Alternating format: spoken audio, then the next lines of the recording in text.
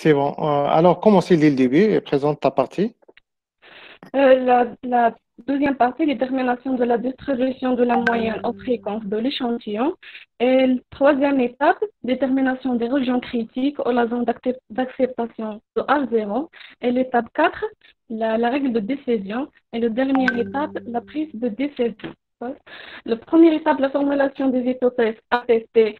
Euh, On a trois types de tests. Le test unilatéral à droite et le test unilatéral à gauche. Dans le cas de moyenne, le test bilatéral H0, N égale à N et H1, N égale à N0. Et pour le cas de population, le test bilatéral H0, P égale à P0 et H1, P, N égale à P0. Dans le test unilatéral à droite, H0, N égale à N0 et H1, N est supérieur à N0.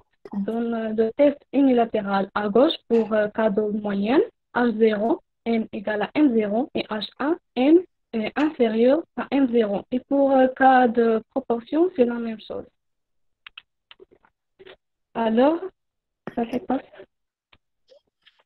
Alors, la problématique, comment savoir si un test est unilatéral à droite, unilatéral à gauche ou bilatéral? On pose cette question. Quand est-ce qu'on sera malheureux? Nous avons 6 réponses possibles. Test unilatéral à droite, n inférieur à n0, n supérieur à n0, n égal à n0.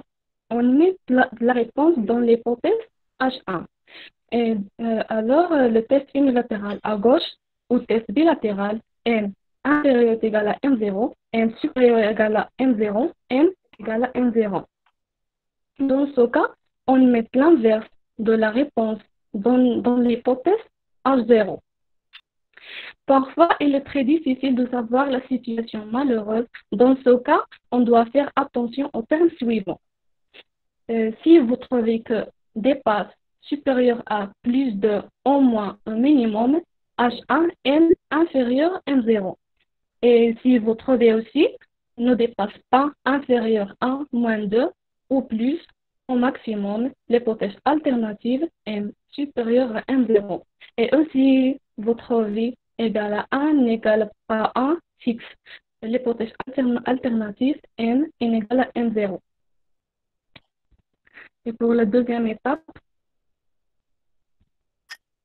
de détermination de la distribution de X bar de l'échantillon.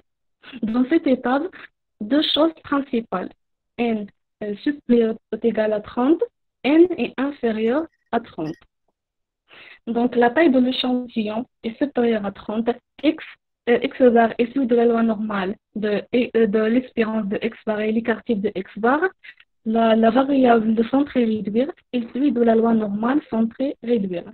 Et pour la taille de l'échantillon inférieure à 30, si sigma est inconnu, X bar est celui de la loi normale et l'espérance de X bar et l'écartif de X bar, la variable centrée réduire égale à X bar moins l'espérance de X bar sur l'écartif de X bar est celui de la loi de Student à 1 moins 1 de degré de liberté. Si sigma est connu, X bar est celui de la loi normale de l'expérience de X bar et l'écartif de X bar, la variable centrée réduire P égale X bar moins l'espérance de X bar sur l'écartif de X bar est celui de la loi normale. L'étape 3, détermination des régions critiques. On a deux risques, deux erreurs, alpha et bêta. Alpha, l'erreur de première espèce, et bêta, l'erreur de deuxième espèce. La différence entre alpha et bêta, alpha, c'est l'erreur la plus grave. Alors, alpha égale la probabilité d'accepter H0 alors que H0 est vrai. Et le complément de alpha, 1 moins alpha égale la probabilité d'accepter H0 alors que A0 est vrai. C'est la même chose pour bêta. Alors, dans le test bilatéral, on a deux régions critiques, L1 et L2. Le test unilatéral à droite, le test bilatéral L1 égale M0 moins P à 1 moins alpha sur 2 fois l'espérance sur la racine de n et L2 égale M0 plus P à 1 moins alpha sur 2 fois l'espérance sur la racine de n. Pour la test unilatérale à droite, la probabilité de x bar supérieure à L égale à alpha, L égale à M0 plus P à 1 moins alpha fois l'espérance sur la racine de n et le test unilatéral à gauche, P x bar inférieur à L égale à alpha, L égale M0 moins P à 1 moins alpha fois l'espérance sur la racine de n. L'étape 4, la règle de décision.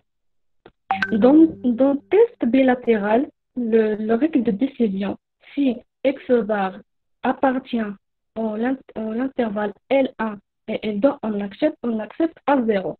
Si x bar n'accepte pas l'intervalle L1 et L2, on accepte H1. Et dans le test unilatéral à droite, si x bar inférieur à L, on accepte à 0. Si x bar supérieur à L, on accepte H1. Et le test unilatéral à gauche, si x bar supérieur à L, on accepte à 0. Si x bar inférieur à L, on accepte H1. La deuxième méthode de vérification. Dans le cas de moyenne, T calculé égale à x bar moins M0 sur l'espérance de x bar. Si T calculé inférieur à TLU, on accepte à 0.